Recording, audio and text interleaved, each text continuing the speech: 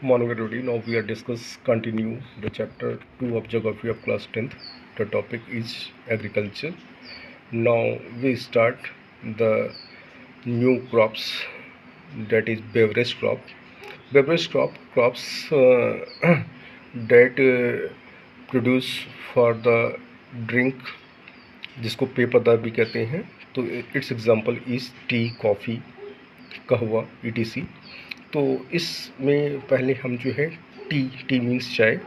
चाय के लिए कौन कौन से what are the physical conditions for the production of crops of tea required, इस पर हम करेंगे. देखिए ये केस स्टडी है. केस स्टडी माने चाय के उत्पादन के लिए कौन कौन सी फिजिकल कंडीशंस होती है उस पर डिस्कस करेंगे. तो बहुत सीधी बात है कि ये टी एक बेवरेज क्रॉप्स है और ख़ास तौर पे ये पहाड़ियों पे, असम में या दार्जिलिंग में, या आप कह सकते हो कि केरल और तमिलनाडु के इलाकों में पहाड़ियों पे पाई जाती है.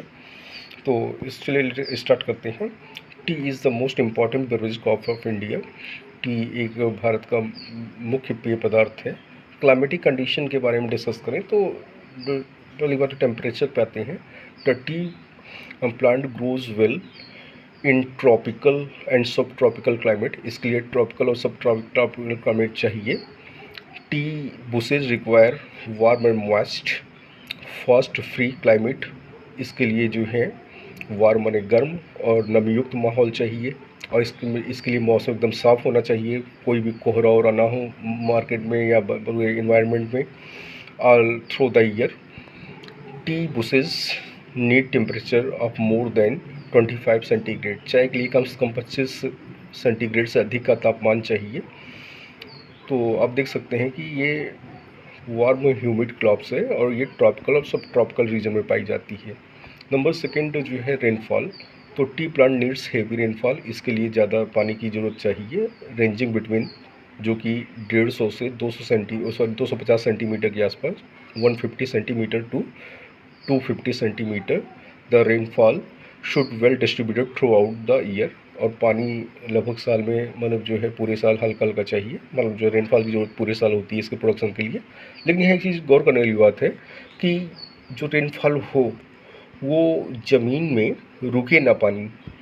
इसलिए टी और कॉफ़ी जो है हिली एरिया में पाई जाती है. पानी बरसे लेकिन बरसने के बाद वो बह के नीचे आ जाए. अगर पानी वहाँ रुक जाएगा तो उसकी मतलब पेड़ की जड़ें जो है सड़ जाएंगी और पेड़ को नुकसान हो जाएगा. तो रेनफॉल तो चाहिए लेकिन वहाँ पे वाटर लॉगिंग ना हो, वाटर पानी इकट्ठा ना हो, पानी बरसे. और अगर पहाड़ियों पर देखिए तुरंत बह के नीचे चला आएगा. इसके लिए ये बहुत ज़रूरी चीज़ होती है. नंबर थर्ड है सॉइल. तो the plant requires a light loamy soil. इसके लिए बलुई मिट्टी चाहिए. The soil should be rich in the humus and iron content, जिसमें कि ह्यूमस और आयरन कंटेंट्स की मात्रा होती है. The soil exhausting the crops. So the frequent use of chemical and fertilisers manure to essential. और इसके लिए प्रॉपर जो है फर्टिलाइजर्स या आप कह सकते हो कि और अदर इनपुट्स जो हैं पेस्टिसाइड्स या इंसेक्टिसाइड्स का प्रॉपर यूज़ होता है, क्योंकि ये कॉमर्शियल क्रॉप है. देखिए कॉमर्शियल क्रॉप में इनपुट्स ज़्यादा आते हैं और जो ज़मीन की फर्टिलिटी लॉस होती है उसको बचाने के लिए हमें प्रॉपर जो है केमिकल और फर्टिलाइजर्स का यूज़ करना पड़ता है हाईली प्रोडक्शन के लिए. अब आता है कौन कौन से एरियाज़ में ये मतलब प्रोडक्शन होता है. तो major tea producing states are Assam है, वेस्ट बंगाल दार्जिलिंग में है ना. इसके अलावा जलपाईगुड़ी के इलाकों में भी चाय का प्रोडक्शन होता है. नीलगिरी के आसपास भी है, तमिलनाडु है, केरला है. ये सब स्टेट्स हैं जहाँ पे प्रोडक्शन ऑफ टी हेल्ड.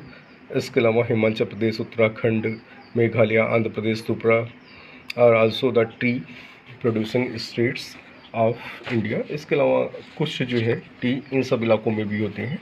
तो आप देख सकते हैं कि मेन जो है वो आपका असम है, तमिलनाडु है, वेस्ट बंगाल है. ये तो मेन है.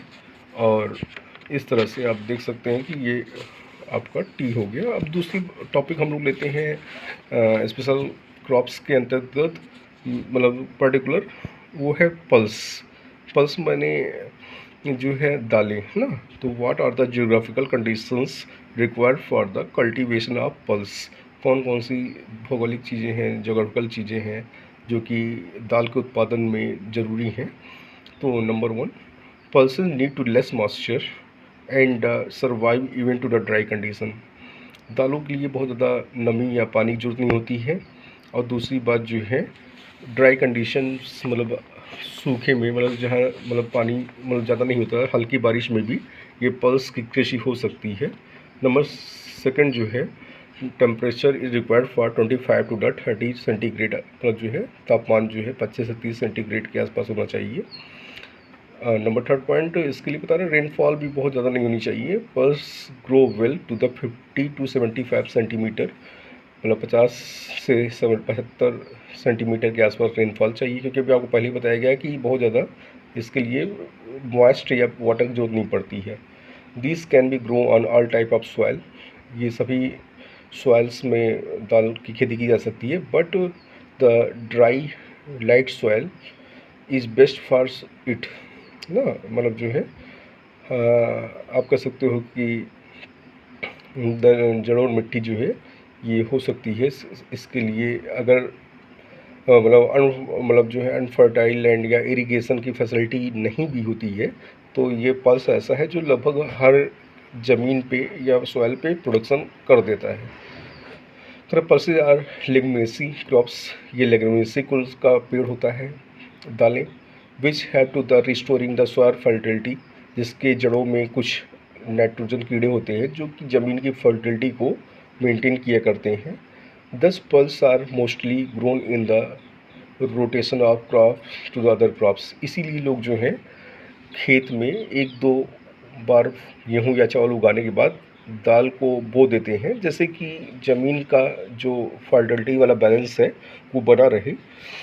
और इसके लिए कौन कौन से स्टेट्स हैं, तो बहुत सीधी बात है, मध्य प्रदेश है, राजस्थान है, महाराष्ट्र है, जो कि पल्स को प्रोड्यूसिंग के लिए मेजर स्टेट्स है। तो आप ये देख सकते हैं कि जो पल्स है, मतलब पल्स जहाँ ज़मीन बहुत अच्छी नहीं भी है, मतलब जहाँ आप कह सकते हो कि नॉर्मल मतलब जो है मिट्टी है, पानी की बहुत अच्छी सुविधाएं नहीं भी हैं। पानी की अच्छी सुविधाओं का मतलब हुआ कि मतलब हल्का अगर रेनफॉल भी हो रही है, अगर वहाँ कैनाल नाल या नहीं है, तो कम पानी में कम लागत में मिट्टी भी उतनी अच्छी नहीं है, तो तब भी दाल की खेती हो जाती है। मध्य प्रदेश में देखा होगा कि मध्य प्रदेश की सॉइल जो है बहुत अच्छी नहीं होती है, पथरीली कुछ हद तक जो है सॉइल है जहाँ पे, तो ये पल्स हो जाती है। अब है अगला टॉपिक है ऑयल सीड्स के बारे में। तो सीधी बात है,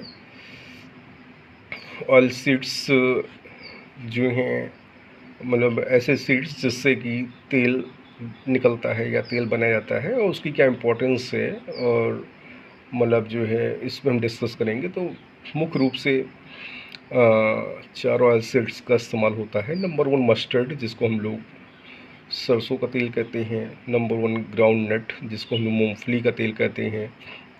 कोकोनट ऑयल या कोकोनट जाली नारियल का तेल कहते हैं, और सीसम ऑयल। तो ये सब ऑयल सीड्स के थ्रू जो तेल निकलते हैं उससे मतलब सीड्स से, उसको इसको रूप में जानते हैं। अब economic importance of oil seeds, तो करें most of these are edible, अधिकांश ऑयल सीड्स जो हैं वो एडिबल माने खाने योग्य, उसका हम इस्तेमाल खाने बनाने या खाने को पकाने में या खाने में डालने में इस्तेमाल करते हैं। And use as a cooking medium from the oil, और इन्हीं के थ्रू जो है अपना खाना पकाते हैं या बनाते हैं। Extracted oil is also used as a raw material from the manufacturing large number of the items like the paints, varnish, hydrogenated oil, soaps, perfume and a lubricant etc. और इससे जो है आप कह सकते हो कि जो इसका वेस्ट होता है, मतलब जो है मतलब ऑयल सीड से जो ऑयल निकालने के बाद जो बचता है उसका इस्तेमाल हम लोग पेंट्स, वार्निश, हाइड्रोजनेटेड ऑयल या आप कैसे सोप्स, परफ्यूम, इन सब को बनाने में इस्तेमाल किया जाता है। इसके करें oil cake which is the by the product obtain after destruction of oil from oil seeds is excellent cattle feed. और जो है मतलब मान लीजिए कि जैसे जब तेल को हम मशीनों में पेरते हैं, मतलब जो है सीड्स डाल करके तेल अलग करते हैं, तो उसका जो अवशिष्ट बचता है उसको हम लोग खली कहते हैं। इसका इस्तेमाल लोग जो है गांव के इलाकों में जानवर को चारा मतलब जो है जानवर को खिलाने में काम करते हैं। जानवर को खिलाने का मतलब क्या हुआ कि मतलब जो खली होती है, जैसे मान लें कि जब सरसों डालते हैं मशीन में तो तेल अलग हो जाता है और उसका जो कुछ कचड़ा होता है वो अलग हो जाता है।